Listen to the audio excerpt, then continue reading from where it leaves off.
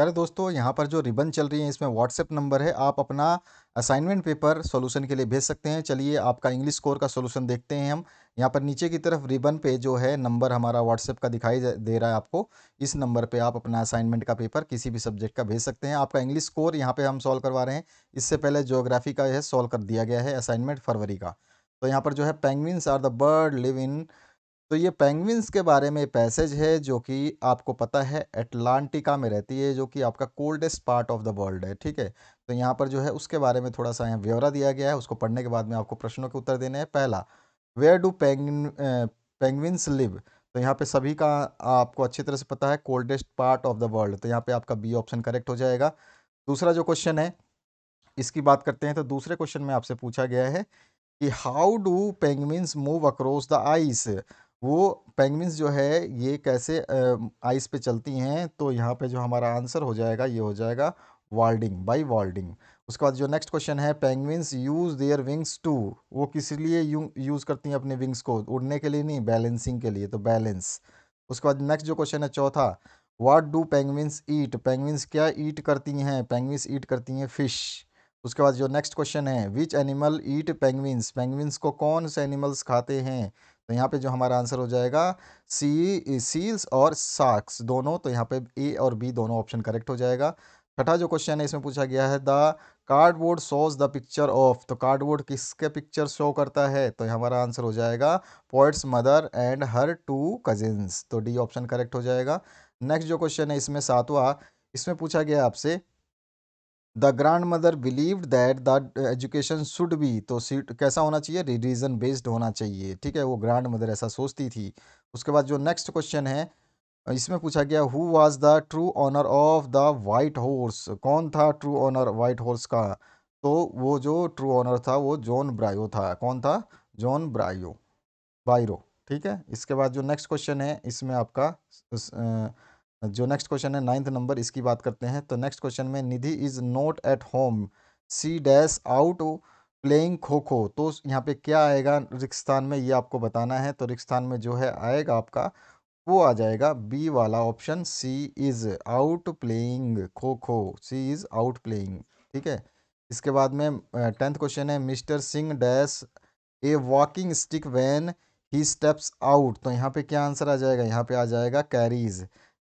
Mister Singh carries A walking stick when he steps out. जब वो बाहर जाते थे तो वो कैरी करते थे वॉकिंग स्टिक को।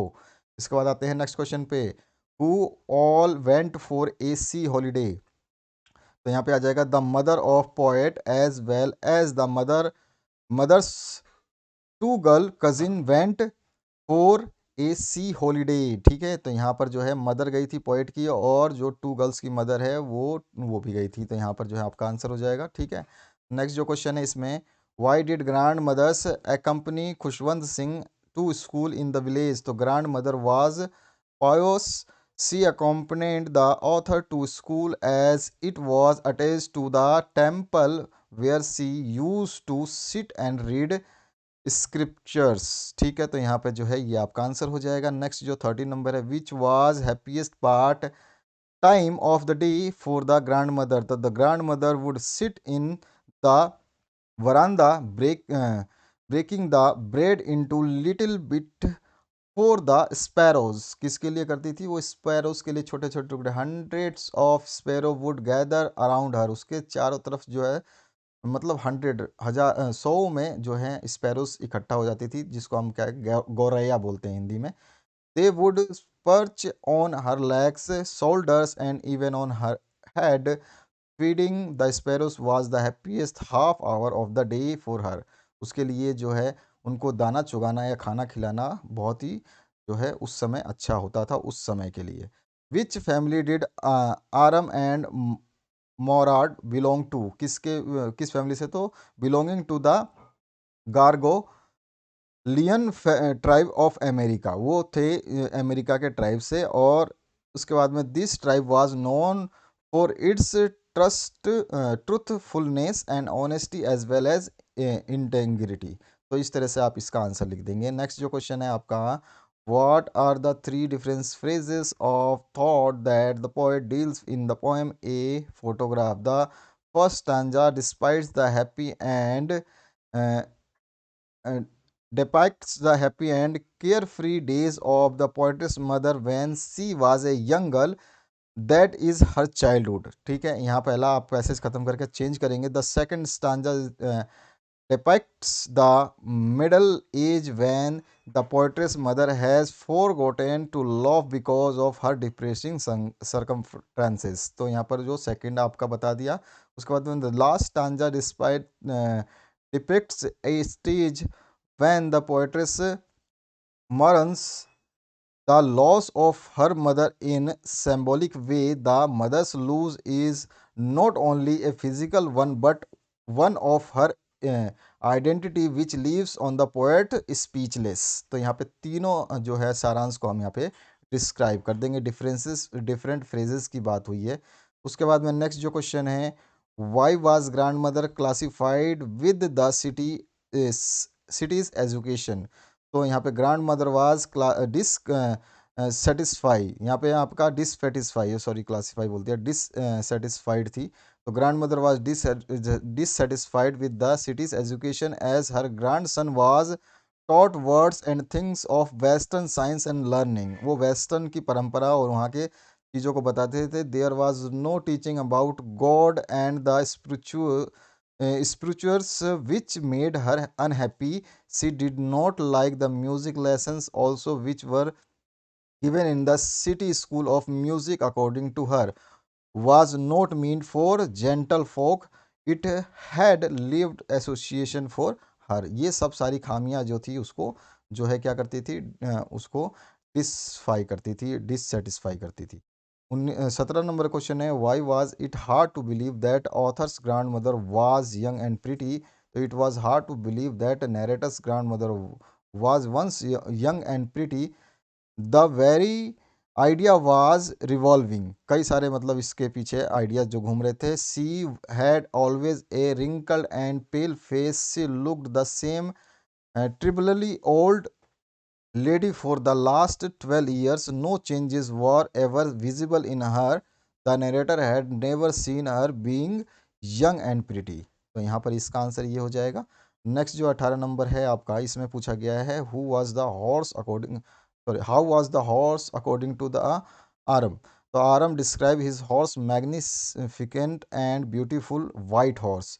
Aram was very glad during the ride on the beautiful white horse as the horse had fulfilled his dreams from a long time as he want to ride on the horse। तो यहाँ पे दे की जगह ही कर लेना, यहाँ पे ही करना है आपको। ठीक है, तो इसको मिटा करके आपको ही करना है। यहाँ पे आपको क्या लिखना है, ही। तो मैं मिटा देता हूँ इसको, तो यहाँ पे आपका केवल ही आएगा, ये ही आ जाएगा। Long time as he want to ride on the horse, तो यहाँ पे ही हो गया।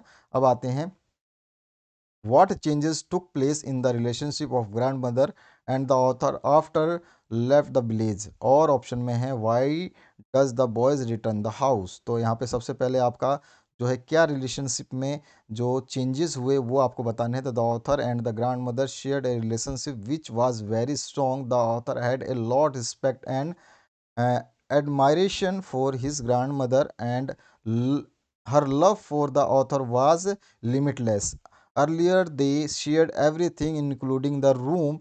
The closeness strengthened the bond। और इसी प्रकार की जो उनकी आपस में जो मजबूती इसी तरह से बनी थी क्योंकि उनके बीच में जो क्या है गैप नहीं था, क्लोजनेस था।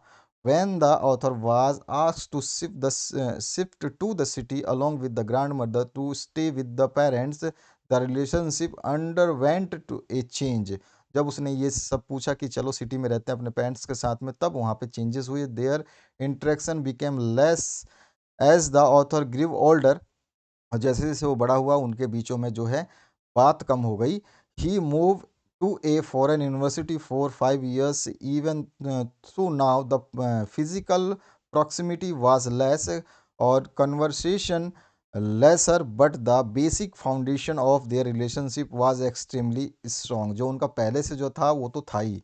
और the grand mother kept a tenacious hold on to her life till her grandson returned from abroad only after seeing him the she breathed her last। ठीक है, उसको देखने के बाद भी उसकी आखिरी सांसें हुई। उसके बाद में और ऑप्शन में जो क्वेश्चन पूछा गया है, why does the boys return the horse. तो यहाँ पर जो है ultimately Aram and Mourad return the horse to its rightful. They were consensus stricken. Both of them belonged to the Gorgonian family, or the family had earned name and fame for integrity and honesty. उनकी family के पास में honesty ईमानदारी थी, उनके पास में बहुत अच्छा जो है भावना थी. No member of the tribe could ever be accused of dishonesty or any shady deal. उसमें से कोई भी मेंबर उस फैमिली का जो है कभी भी मतलब किसी के द्वारा प्रताड़ित या किसी के द्वारा गंदा नहीं बोला गया, क्योंकि उनके पास में पूरी तरह से क्या थी, ऑनेस्टी थी. Aram and Mourad dared not break the glorious tradition. They had to maintain the good name and the honesty of Garoghlanians family, जो कि है आपका इनकी family. Hence the overcame their childish passion and pranks. They decide to return the horse to Byro, जो कि उसका original मालिक था. They fear to be considered as thieves. They fear least lest they should put their tribe to shame by their action.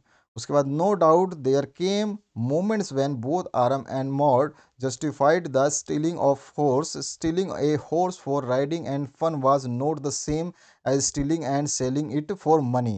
दोनों में बहुत अंतर होता है. Hence Maud stole the horse and hide it in the barn. Or pangs of consciences pricked them. Hence they decided to return the horse to its rightful owner. इसके बाद में 20वां जो अंतिम प्रश्न है, write a letter to editor the Telegraph Ranchi complaining about the poor construction of road के बारे में बताना है. तो सबसे पहले जो है आप अपना एड्रेस लिखेंगे, चाहे आप कोई भी एड्रेस यूज़ कर सकते हैं, तो एड्रेस लिखेंगे. एड्रेस लिखने के बाद में जो इसको आपको एडिटर को लिखना है टेलीग्राफ को, तो द एडिटर टेलीग्राफ रांची जो एड्रेस दिया गया उसको डेट जरूर मेंशन करेंगे आप अपना, जिस दिन आप लेटर लिख रहे हैं. उसके बाद में जो है सब्जेक्ट को हाईलाइट करेंगे और फिर डियर सर करके आप जो है लेटर को लिख देंगे. Please allow me to use the column of your estimate newspaper to bring the notice of the concern authority the poor for the poor condition of the roads in our locality. तो यहाँ पर तो concern authority for यहाँ लगा देना, for the poor condition of roads in our locality. फिर आपको बता देना है कि roads here are in terrible condition, बहुत भयानक स्थिति में हैं. They have not been repaired for quite some time now, काफ़ी समय से जो है अभी तक इसको रिपेयर नहीं किया गया. Potholes on the road are a major cause of concern, और बहुत सारे जो गड्ढे हैं वो सबसे बड़ा जो है आपके ध्यान को आकर्षित करने या देखने की जो है कारण है. Note only do they down the traffic but slow down the traffic but also cause several accidents. ये ट्रैफिक को धीमा ही नहीं करते बल्कि कई सारे एक्सीडेंट्स के भी कारण हैं. As result we have been witness huge traffic jam in peak hours, और इसके कारण जो है जो आपका पीक आवर्स होता है, यानी कि जो समय रश आवर्स होता है जैसे सुबह और शाम का, उस समय जो है यहाँ पर ट्रैफिक जैम्स देखने को मिलता है. During monsoons these potholes become the breeding ground from the mosquitoes as they are perpetually filled with the water. और ये जो पैथ होल्स हैं ये क्या होते हैं, बरसात में पानी से भर जाते हैं, जो कि मॉस्किटो के पैदा होने का एक प्रमुख कारण है. We have tried to bring the problem to the notice of the concern authority in the past too. हमने इस बारे में पहले भी इस अथॉरिटी को, सड़क अथॉरिटी को बताया है इसके बारे में. However all of our effort have gone in vain so far. और हमने जो प्रयास किया था वो सारा का सारा सत्यानाश हो गया, इस तरह से कह सकते हो. We hope that authority will take some concrete action this time. इस बार जो है एक बहुत ही मजबूत जो है वो डिसीजन लेंगे इस मुद्दे पर. योर्स फेथफुली, और फिर उसके बाद में नाम लिख के ख़त्म कर देना है. तो इस तरह से जो है आपका ये सॉल्यूशन था. इस आप सॉल्यूशन को आपने समझा होगा. आशा करता हूँ इस वीडियो से आप लोगों को हेल्प मिलेगी.